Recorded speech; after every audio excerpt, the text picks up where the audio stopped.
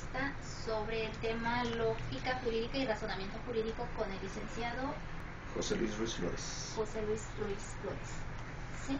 Bueno, lo que es porque el razonamiento es el principio que determina que todo ente material e ideal tiene una causa y un efecto. Bueno, pues podemos entenderlo en virtud de que el razonamiento es una cualidad humana mediante la cual se expresan los conceptos, las ideas y las deducciones adquiridas por la experiencia y el conocimiento tendientes a demostrar una cosa para llegar a determinadas conclusiones. Ejemplo, la ley establece que los padres tienen la obligación de proporcionar alimentos a sus hijos, ¿verdad? ¿A qué obedece ello? Bueno, pues a que el menor como tal es incapaz para obtenerlos por sí mismo, obviamente hasta cierta edad. Sin embargo, necesita esos alimentos para sobrevivir. Luego entonces alguien se los tiene que proporcionar. Consecuentemente, en primer orden, son los padres, dentro de sus posibilidades, los obligados a proporcionárselos. De un análisis de lo que les acabo de decir, podemos encontrar los enunciados, conceptos e ideas, así como las deducciones para llegar a una acertada conclusión. Por supuesto, ello correlacionado con las explicaciones correspondientes en términos relativos y no absolutos, ¿sí?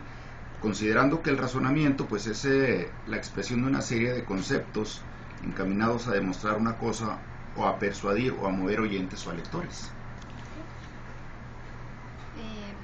Aquí tenemos otra pregunta, dice, ¿por qué las normas jurídicas se dicen que obedecen un interés particular? Bueno, en principio yo les diría que no estoy de acuerdo con una expresión, ¿no? Con esa expresión, con una expresión de esa naturaleza. Pues debemos de considerar que todo el orden jurídico es de interés público, ¿sí? Puesto que es la normatividad legal la que rige las relaciones sociales para poder convivir en un Estado de Derecho. Sin embargo, esa afirmación la pudiera tal vez entender si quien la realiza, la está realizando desde un punto de vista de que finalmente todas las normas jurídicas desembocan en la aplicación a casos concretos y que responden a intereses particulares.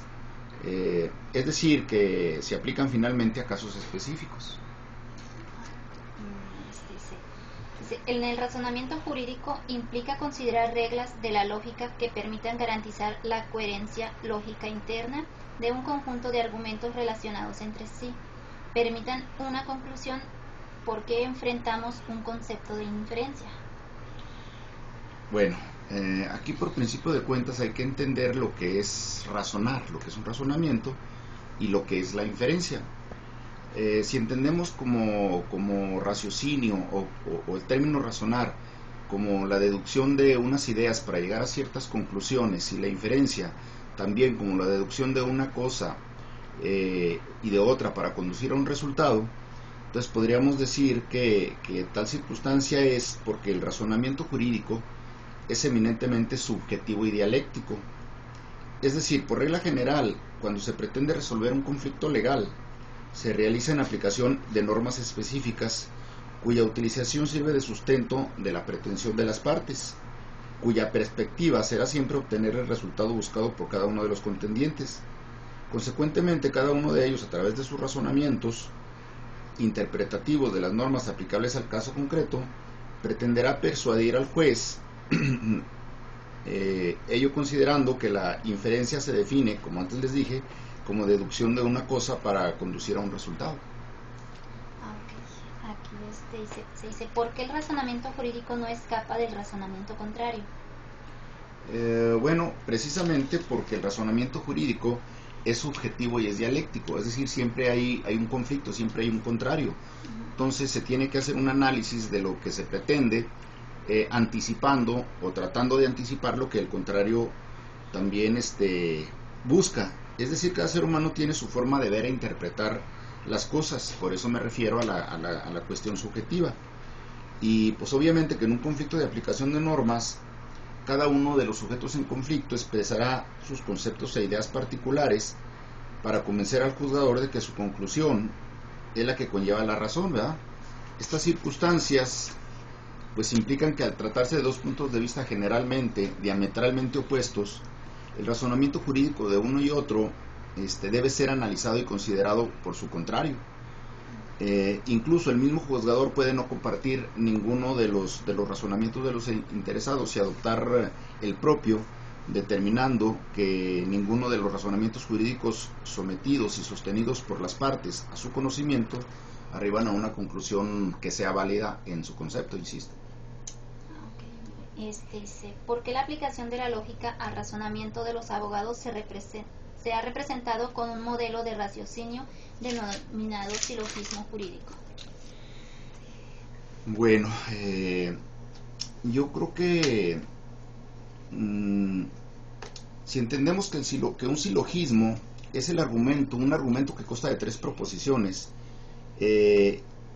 dentro de las cuales la última es la que se deduce de las otras dos, y advirtiéndolo en su concepción más simple como enunciado de la forma de sí como premisa mayor y premisa menor y entonces como conclusión.